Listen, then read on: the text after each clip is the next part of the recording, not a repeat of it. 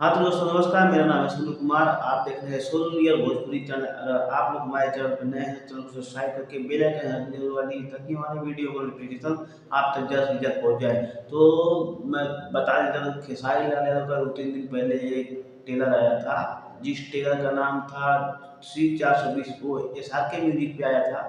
उसी फिल्म का एक गाना खेसारी लाल यादव की आवाज़ में आने वाला है। बहुत शानदार गाना है, जिस गाने का नाम है ऐसा कोई ठगा नहीं, ऐसा कोई सगा नहीं जिसको मैंने ठगा नहीं। तो ये गाना कल सुबह सुबह 7 बजे रिलीज होने वाला है एसआरके म्यूजिक पे। अगर आप लोग को ये जानकारी अच्छी लगी हो तो हमारे इस चैनल को सब्सक्राइब करके बेल आइकन घंटी जरूर दबा दीजिए ताकि हमारे वीडियो का नोटिफिकेशन जल्द से जल्द पहुंच जाए। तो मैं बता देना चाहता हूँ कि इसी फिल्म का 2-3 गाना और है जो कि बहुत सुपर डुपर है। सुपर डुपर गाना है वो, मैं देखा आया था एक 2-3 गाना ट्रेलर में दिखाया गया है। अगर नहीं देखे हैं तो आप लोग श्री 420 मूवी का ट्रेलर जाके एसआरके म्यूजिक पे देख सकते हैं। तब तक के लिए धन्यवाद, मिलते हैं नेक्स्ट वीडियो में।